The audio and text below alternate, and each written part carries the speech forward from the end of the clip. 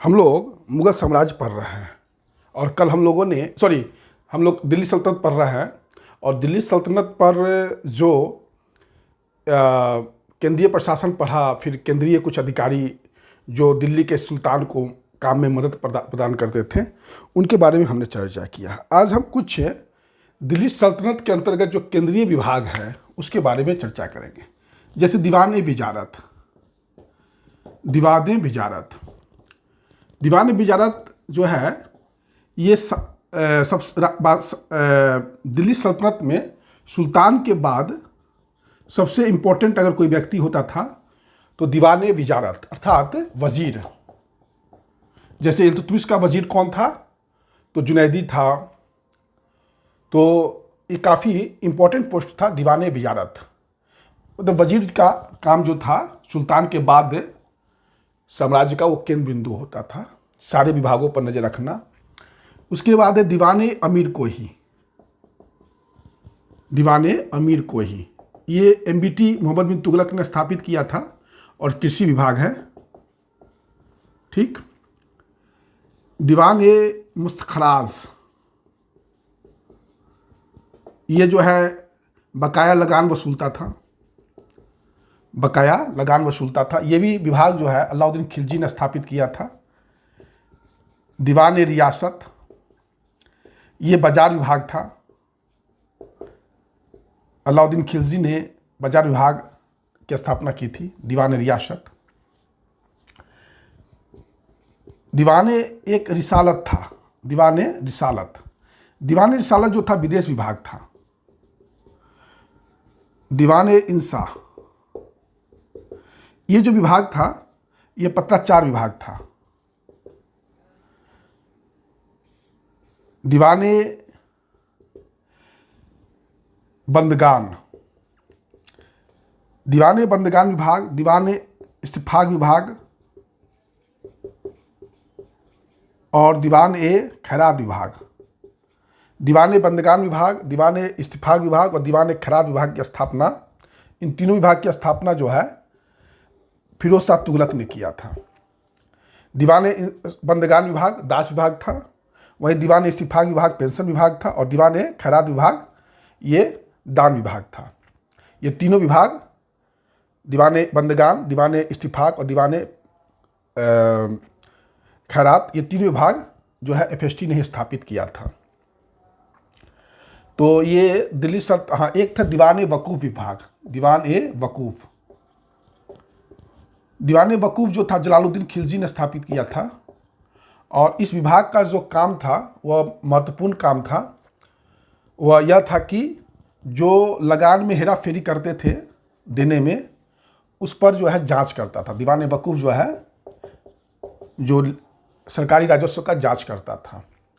एक था दीवान आलिज विभाग, ये सैन्य विभाग था और इसका स्थापना बलबन ने किया था। तो ये जो है इस सल्तनत काल में कुछ महत्वपूर्ण विभाग हैं जिनसे परीक्षाओं में प्रश्न प्रायः आते रहते हैं। तो आप लोग इसको थोड़ा सा ध्यान दीजिएगा। उसके बाद है केंद्रीय प्रशासन के बाद है कि केंद्र साम्राज्य को, दिल्ली सल्तनत को प्रांतों में बांटा गया था। लेकिन एक बात याद रखिएगा कि प्रांतीय प्रशासन के बारे में कोई स्पष्ट सूचना नहीं है। दिल्ली सल्तनत के अंतर्गत प्रांतीय प्रशासन के बारे में हमें कोई स्पष्ट सूचना नहीं है। साम्राज्य को इक्ता भूमि में बांटा गया था, इक्ता में बांटा गया था और इक्ता में इक्तादार नियुक्त होते थे, वली नियुक्त होते थे, मुक्ता नियुक्त होते थे। मुक्ता, ये सब जो है इक्तादार, वली, मुक्ता, ये सब कहलाते थे जो इक्ता के प्रभारी होते थे। इक्ता जो था का जो हेड होता था, सूबेदार भी कहीं कहीं होते थे। इसको मतलब मैंने आपको बताया था कि इल्तुतमिश ने इक्ता व्यवस्था का शुरुआत किया था। वैसे मोहम्मद गोरी ने ही भारत में इक्ता व्यवस्था का शुरुआत किया था, लेकिन दिल्ली सल्तनत में पहला शासक मोहम्मद इल्तुतमिश था जिसने भारत में इक्ता प्रथा शुरू किया था। तो जब इक्ता प्रथा शुरू किया तो इक्ता का अर्थ था कि उसमें वो क्षेत्र उसको दे दिया जाता, जमीन जो है उस जमीन का उसको इक्तादार बना दिया जाता था, या वली, इक्तादार भी कहते थे इक्ता के मालिक को, या वली भी कहते थे, मुक्ता भी कहते थे, सूबेदार भी कहते थे। तो ये जो था यहाँ के हेड होते थे और ये भू राजस्व वहाँ से वसूलते थे, कानून व्यवस्था बना के रखते थे और बाकी जो रकम बचता था वो केंद्र को भेज देते थे, जिसको फवाजिल कहते थे। मतलब इक्तादार जो होते थे वो इक्ता से प्राप्त राजस्व, भू राजस्व या जो भी आमदनी होती थी, तो उसमें अपना खर्च को पूरा करने के बाद अपना खर्च को हटा लेते थे और फिर बाकी राजस्व को वो केंद्रीय कोषागार में भेज देते थे, जिसको फवाजिल कहते थे। फवाजिल रकम, मतलब फवाजिल वैसी रकम थी जो इक्तादार केंद्रीय कोषागार में जमा कराते थे, अतिरिक्त रकम थी।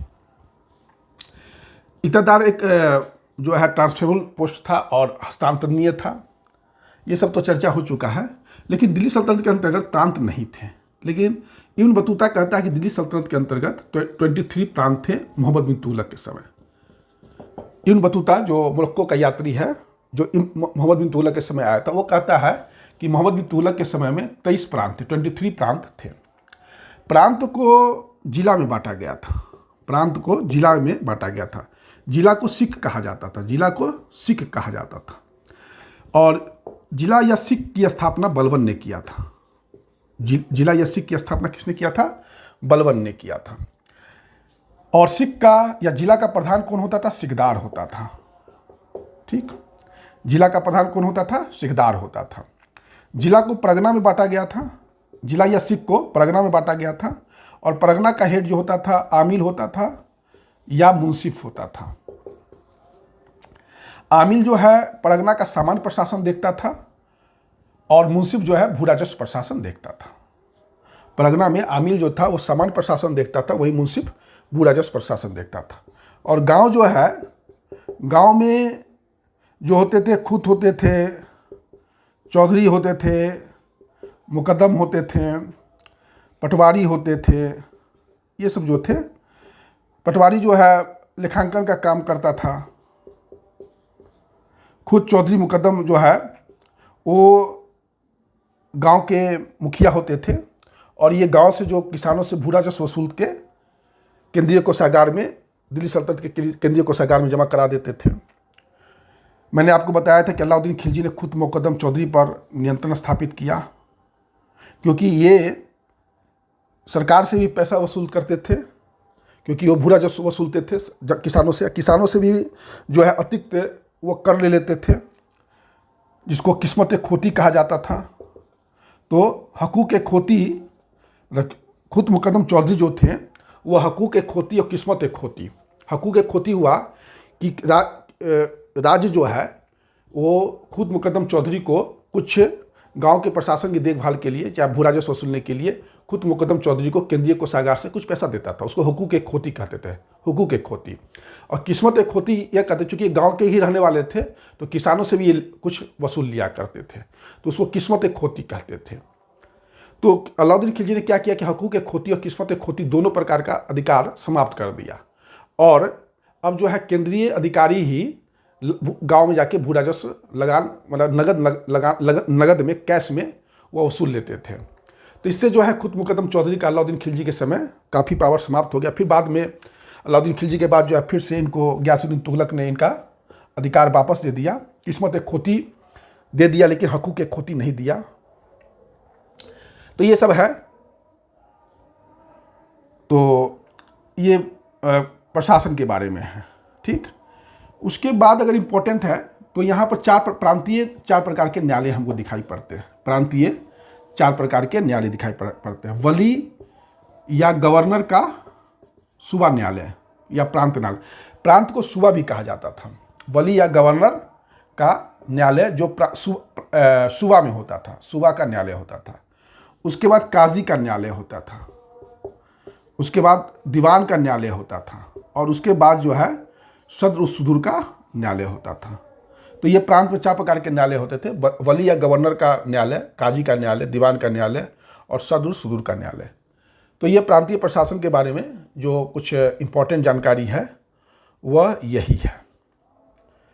तो कुल मिला के इस प्रकार से दिल्ली सल्तनत के अंतर्गत जो भी टॉपिक हमने चर्चा कर दिया, बाकी अब कुछ दिल्ली सल्तनत में बचा नहीं रहा। इस प्रकार से जो ये सीरीज मैंने शुरू किया था ancient India, medieval India, modern India का, ये तीनों पार्ट आज कंप्लीट हो गया। आप लोग कोशिश कीजिएगा इसका ज़्यादा से ज़्यादा उपयोग करने का। इसको जितना आप अच्छा से उपयोग कीजिएगा उतना ही आपके लिए ये फ़ायदेमंद रहेगा। तो कुल मिला के इस प्रकार से जो ये सीरीज मैंने शुरू किया था ancient India, medieval India, modern India का, ये तीनों पार्ट आज कंप्लीट हो गया। आप लोग कोशिश कीजिएगा इसका ज़्यादा से ज़्यादा उपयोग करने का। इसको जितना आप अच्छा से उपयोग कीजिएगा उतना ही आपके लिए ये फ़ायदेमंद रहेगा। ये संघ लोक सेवा आयोग, राज्य लोक सेवा आयोग को ही ध्यान में रख के बनाया गया है। लेकिन ये वीडियो जो है बहुत सारे परीक्षाओं के लिए, जहाँ इंट्रेंस एग्ज़ाम होता है एमए का, जहाँ हिस्ट्री प्रश्न होते हैं, या यूजीसी नेट जीआरएफ के द्वारा जो परीक्षा आयोजित होती है, इन सब के लिए यह वीडियो काफ़ी लाभदायक है। ठीक है, बेस्ट विशेष, धन्यवाद।